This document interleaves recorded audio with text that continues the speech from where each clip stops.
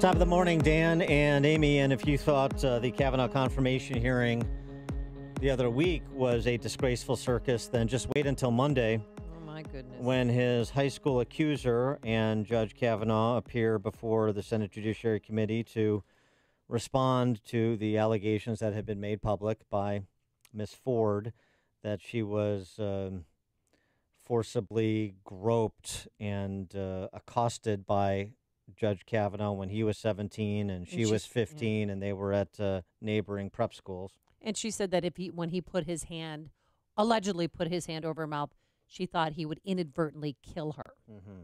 And that was a big deal. And her attorney yesterday went on every morning show and talked about how her client was the victim, that she was almost raped. One of the therapist notes from a few years ago when she recounted this states that it was an attempted rape. My question to you is, does she consider this an attempted rape? She does. She clearly considers this an attempted rape. She believes that if it were not for the severe intoxication of Brett Kavanaugh, she would have been raped. And remember, if you think this is proper, that this should be publicly aired and the Torquemadas of the U.S. Senate should have a chance to interrogate both her and Kavanaugh on this matter specifically. The reason the hearing is going forward on Monday is because of Republicans. Because after this allegation was made public and a name attached, you had Jeff Flake in Arizona say, I can't vote for Kavanaugh without a full vetting of this.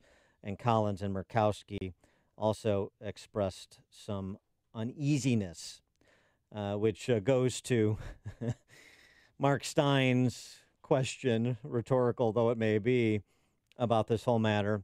If you were Judge Kavanaugh, would you want to bet your future on the spines of GOP senators? Should this hearing even be happening based on the information that's been made public to this point?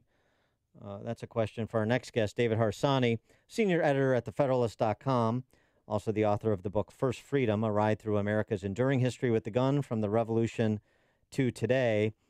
His piece on topic at thefederalist.com, Democrats have made sure that Brett Kavanaugh will never get a fair hearing.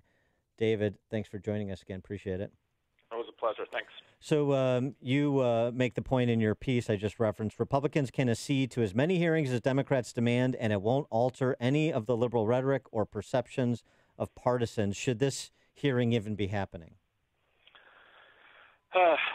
Probably not, especially when we consider the way that the letter was leaked, and specifically, in my mind at least, it was specifically intended to make sure that they could delay these hearings and hopefully, from their view, delay them until the midterms, where they can possibly take back the majority and stop Republicans from pushing, from confirming any kind of conservative judge. So I think there's two aspects to this. There's the claim, and then there's the way the Democrats handled it. Now, obviously, the Democrats handled it in a way that is partisan and undermines process and due process, and is meant to smear Kavanaugh and not really give him a proper chance to defend himself. Yeah, but even, President Trump had a very measured and I thought fair response. Now that this is out here, yes, we'll take the time to hear from both sides. And Kellyanne Conway said that too. That she said yesterday that this woman should not be insulted, but she believes that both need to be heard once they're sworn in under oath. Don't you think their hands were tied? If you're on the Judiciary Committee, you have to, now that new evidence has been presented, you have to hear it out. As nasty and gross as it may be, because I would rather not hear it, but now that it's out there, we have to. Yeah, that's why I'm unsure. I think it should be done in private, under oath. Let people get hear the stories of both and perhaps present some kind of evidence. But because Democrats insist on a public hearing, is because they like the circus. There's no winning for a Republican in that situation. It just simply isn't, because she's going to give her story, and there's no way to really contest it. It's what she says, and nothing Kavanaugh says is going to change anyone's mind who doesn't, has already said they're going to vote no for him. Mm-hmm. So I don't know how useful it's going to be. What about the standard here too? The question as to the standard, taking her allegation as true for the sake of argument, Is that something that should be disqualifying to serve on the high court? No, I mean, there has to be some level. There has to be some due process here. I'm not saying that listen, things happen in the past, and there are very good reasons why women don't come forward. That's clear to me. But there are also women who make up things for political reasons or have other motivations to do so, or they exaggerate things, or they accentuate certain aspects of something that happened. That's also true. And to destroy a career or to judge someone solely on a moment from many years ago in this way, it to me seems incredibly unfair, for lack of a better word. So I don't know if that's, first of all, it's an oscillating standard that only will apply to Republicans. I know that for sure.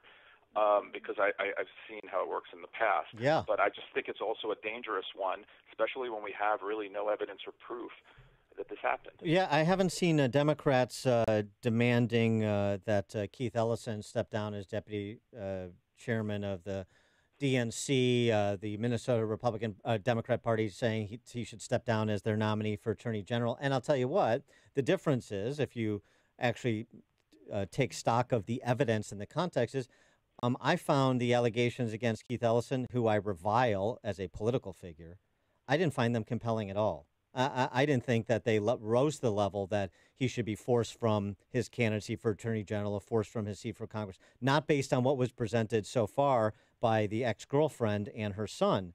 But we can't do any of that just based on the evidence. We all have to look at it through our political and partisan prism, don't we? Of course. I mean, I hate to bring up Norm Macdonald here, but last week, I think it was, he said it went from we must listen to women to we must believe every single woman. And that's a dangerous standard to set. It's un-American. Now, it's gross to even wade into these things. I hate it. I really do, because I don't know for sure, and I can never know. We'll never know.